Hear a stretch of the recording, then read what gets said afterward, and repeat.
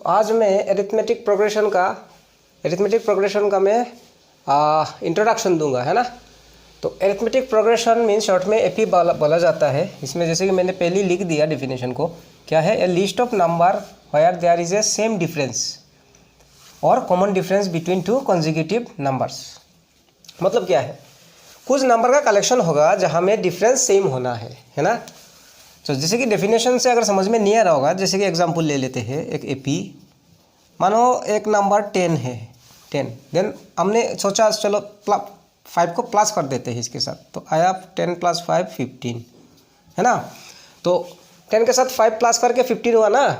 तो अब 5 अगर प्लस करके 15 बनाया होगा तो अब 5 प्लस करके सभी नंबर में 5 प्लस होते जाएगा। जैसे 15 + 5 20 + 5 25 + 5 30 एंड सो ऑन। क्या है, ये दो नंबर का डिफरेंस क्या हो गया 5, फिर ये दोनों नंबर का भी डिफरेंस 5, फिर ये दो नंबर का भी डिफरेंस 5, देन ये दो नंबर का भी डिफरेंस 5। तो वही बोला जा रहा है कि लिस्ट ऑफ नंबर, कुछ नंबर्स होगा जहाँ में सेम डिफरेंस होना है बिटवीन कॉन्जिक्यूटिव नंबर्स, मतलब दो दो सीरियल नंबर पे।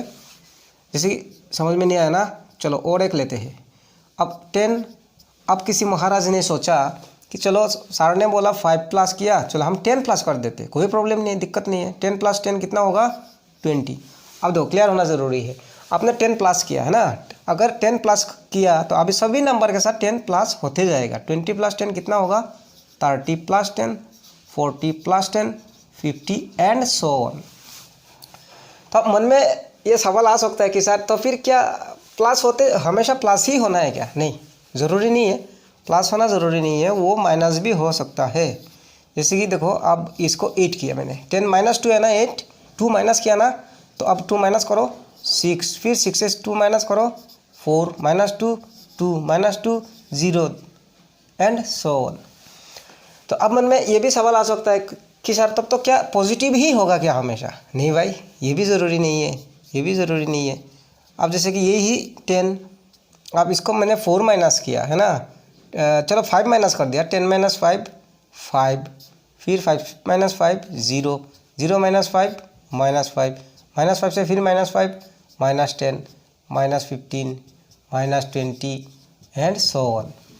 मतलब क्या है, आपका कलेक्शन ऑफ नंबर जो है वो इंक्रीज होके भी जा सकता है और डिक्रीज होके भी जा सकता है। डिक्रीज होके कहाँ तक, माइनस में कहीं में भी जा सकता है, कोई लिमिट नहीं है ना, इन्फिनिटी है, जितना मर्जी जा सकता है। तो सिंपल सा लॉजिक है, क्लियर होना ज़रूरी है कि कुछ नंबर का कलेक्शन है जहाँ में दो कॉन्जिक्यूटिव नंबर, जैसे कि दो नंबर का डिफरेंस क्या है 5, चलो इसको मिटा देते हैं हम। कॉन्जिक्यूटिव बोला है ना यहाँ में डेफिनेशन में, सुनो मेरे बात। जैसे कि कॉन्जिक्यूटिव नंबर्स है ना, कॉन्जिक्यूटिव मतलब जैसे ये दो नंबर लिया मैंने, गैप नहीं देना है ना। ये दो नंबर का डिफरेंस कितना है 15 - 10 कितना हो गया 5, फिर ये दो नंबर का डिफरेंस कितना है 5, ये दो नंबर का डिफरेंस कितना है 5। तो ये जो अब मैंने गैप नहीं दे रहा है ना, हम गैप नहीं दे रहा हूँ, ये दो नंबर लिया, फिर ये दो नंबर लिया, फिर ये दो नंबर लिया, इसको ही कॉन्जिक्यूटिव बोला जाता है। फिर ये दोनों का डिफरेंस भी 5। तो क्या है, कलेक्शन ऑफ नंबर जहाँ में कॉन्जिक्यूटिव नंबर्स का डिफरेंस सेम होना ज़रूरी है। ओके, अब डिफरेंस यहाँ में इंक्रीज होके गया और डिक्रीज होके भी जा सकते हैं, ठीक है। अब हुआ तो फिर इस नंबर को हम लोग किससे बुलाएंगा टर्म, है ना। तो देखो एपी को कैसे लिखते हैं, एपी का मतलब हुआ A2 A3, चलो फिर A4 एंड कहाँ तक जाएगा AN। सर ये क्या बोल दिया सर आपने, ये क्या बोल दिया? चलो इसको क्लियर कर देते हैं हम। जैसे कि मानो एक नंबर है 12 और +4 करके गया, 12 + 4 16 + 4 20 एंड जाते जाते मैं चला गया 132 तक। ओके, 132 तक। तो क्या हुआ 4 × 3 = 12 4 × 3 = 12 21 32। हाँ, तो क्या है, ये है ना आपका एपी। क्या है यहाँ में देखो, ये दोनों का डिफरेंस कितना है 4, ये दोनों का डिफरेंस भी 4। ऐसा होते होते जाके कहाँ में ख़त्म हुआ, एंड हुआ 132 पे। अच्छा, तो ये मेरा एपी हुआ क्योंकि यहाँ में डिफरेंस सेम है। तो इसको जो ये है फर्स्ट टर्म फर्स्ट टर्म, ये क्या है सेकेंड टर्म, ये क्या है थर्ड टर्म, एंड ये क्या है लास्ट टर्म। ओके, तो इसको वर्ड में नहीं लिखे, वर्ड में लिखने से तो टाइम जाएगा। सो इसको हम लोग क्या कर सकते हैं, इसको हम लोग शॉर्टकट लिखने से कैसे होगा, इसको हम लोग लिखते हैं A1, ये है A2, ये मीन्स टर्म है ना। ये हमें टर्म को, टर्म मतलब जहाँ में हम लोग नंबर ले रहा हूँ, नंबर को टर्म बोला जाएगा यहाँ में, है ना। ये सब नंबर है ना, first number, second number, third number, last number. तो नंबर को टर्म बोला जाता है, और इसको हम NCERT का बुक में इसको A से डिनोट किया है ना, और अलग अलग बुक में A नहीं होके इसको T से भी डिनोट किया जाता है, T फॉर टर्म। तो NCERT का बुक में A से डिनोट किया। तो ये फर्स्ट टर्म है सो A1, सेकंड टर्म है सो A2 है ना, और ये है A3, और ये क्या है मालूम नहीं है, ये मालूम नहीं है, मतलब AN होगा है ना। जिसका पोजीशन है ना, इसका पोजीशन फर्स्ट है, सेकंड है, थर्ड है, इसका पोजीशन मालूम नहीं है। तो मालूम नहीं है पोजीशन, तो पोजीशन को N से डिनोट किया जाता है ना। Position of a term is denoted by N। इसमें हमेशा कन्फ्यूजन होता है, N नंबर कि बहुत लोग सोच लेता है N मतलब नंबर। हाँ नंबर है, number of the term means position of the term, हो गए, इसमें क्लियर होना ज़रूरी है।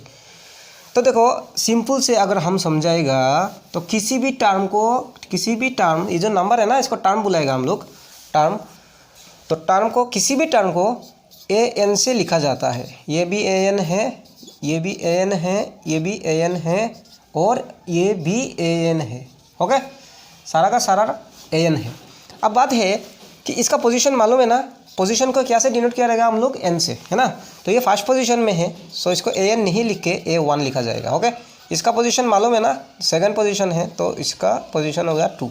तो N इज रिप्लेस बाई 1, क्योंकि इसका N मतलब पोजीशन है ना, पोजीशन मीन्स इसका फर्स्ट पोजीशन है तो 1, ये सेकंड पोजीशन में 2, ये थर्ड पोजीशन में है ना तो A3, और इसका पोजीशन मालूम नहीं है।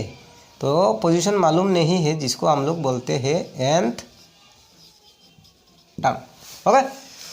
तो AP क्या हुआ, A1, A2, A3, A4 and so on. तो टर्म को A से डिनोट किया जाता है, और कोई भी टर्म मतलब AN, ठीक है। अब इसको थोड़ा सा फिर से एक बार क्लियर कर देता हूँ मैं।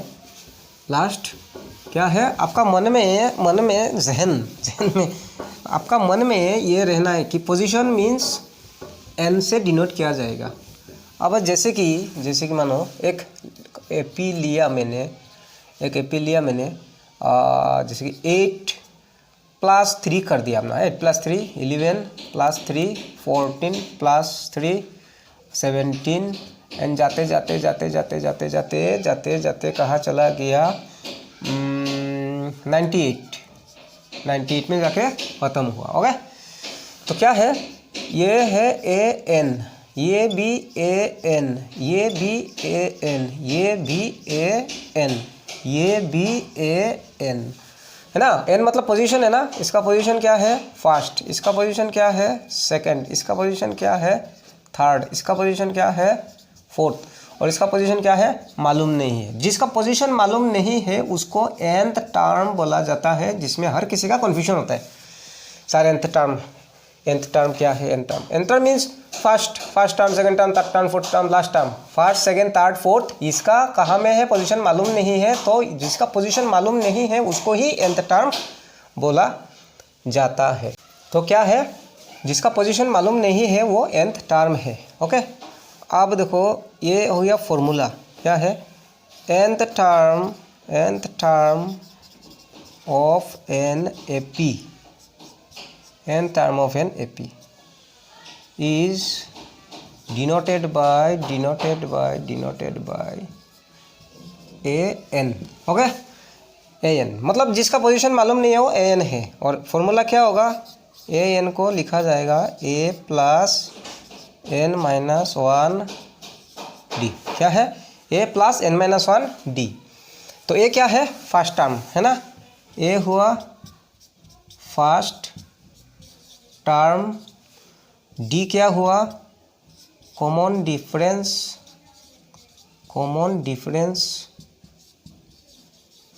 ओके, कॉमन डिफरेंस, और एन क्या है, position of the term, okay. तो क्या है, nth term of an AP is denoted by an, और an का क्या है, लिखा कैसे जाएगा, a plus n minus one D. ये फॉर्मूला है एपी का, फर्स्ट फॉर्मूला है ना, दो ही फॉर्मूला है, ये है आपका टर्म का और एक आएगा नेक्स्ट सम का, ओके। तो किसी भी an कब यूज़ करेंगे हम लोग, जब किसी का पोजीशन ढूंढना है ना, पोजीशन ढूंढना है तो हम लोग an को यूज़ करेंगे। तो वैसे भी किसी के लिए भी कर सकते हो। अच्छा, तो क्लियर होना क्या है, a मतलब फर्स्ट टर्म, n मतलब position of the term, and d means difference, ठीक है। अब हमको जानने का दिल हुआ, मेरे को जानने का दिल हुआ कि ये 98 कहाँ में आता है, ओके, जानना है हमको। तो मैं इसको ज़रा सा मिटा दूँ, मिटा के इसका पोजीशन जान लेते हैं है ना, पोजीशन जान लेते हैं, इसका पोजीशन जान लेगा हम लोग। ये क्या था, 98, ठीक है। अब देखो सॉल्यूशन में जाऊंगा मैं, मानो जानना है तो क्या है, यहाँ में क्या चाहिए, देखो 3 टर्म, इस फॉर्मूला में 3 टर्म है ना, ए है, डी है और एन है। ये मतलब क्या है, फर्स्ट टर्म। तो अगर एपी का लिस्ट दिया हुआ है तो सबसे पहले ए और डी ढूंढ लेना है। ये क्या है, 8, डिफरेंस भी चाहिए, डिफरेंस 11 माइनस 8। अच्छा, इसमें भी किसी किसी का कन्फ्यूजन होता है ना, कन्फ्यूजन होता है कि सर आपने 11 माइनस 8 क्यों लिखा, 11 ग्रेटर है बोल के। नहीं, देखो हमेशा पीछे से ही माइनस होगा। ये जो हम लोग डी ढूंढेगा ना, डी ढूंढने का फॉर्मूला है A2 माइनस A1, या फिर मान लो ये अगर A4 है तो इसका आगे वाला पीछे से माइनस होगा A3, है ना। हमेशा इससे इसको माइनस करो, या फिर इससे इसको माइनस करो, या फिर इससे इसको माइनस करने से ही दिया है, ये रूल है, पीछे से ही माइनस होगा। बड़ा छोटा बोल के नहीं है कि सर 11 ग्रेटर है बोल के आपने माइनस किया, नहीं, ऐसा नहीं है, हमेशा ही पीछे से ही माइनस होगा जब भी हम लोग को डिफरेंस ढूंढने का ज़रूरत होगा। तो मैंने क्या ढूंढ लिया, मैंने ढूंढ लिया, अगर एपी दिया हुआ है सबसे पहले आप फर्स्ट टर्म और डिफरेंस को ढूंढ लो। अब है ये 98 कहाँ में है, मालूम नहीं है, कहाँ में मालूम नहीं है, तो एन पोजीशन मालूम नहीं है, हमको ढूंढना है। तो उसको हम लोग क्या करेंगे, देखो एकदम सिंपल से समझा दूंगा मैं। तो ये मालूम नहीं है तो इसको ही हम लोग an से डिनोट करेंगे, ओके, an। और an का फॉर्मूला क्या होगा, a plus n minus 1 D 98। ये क्या है 8 है ना, और n मतलब इसका पोजीशन तो मालूम नहीं है, ढूंढना है, और d क्या है 3 है, ओके, 98। अच्छा, अब क्या करेंगे हम, n माइनस 1 98, इस महाराज 8 को उधर ले जाऊंगा मैं 8। अच्छा, अब अपना तरीका होता है कौन कैसे सॉल्व करेगा, है ना।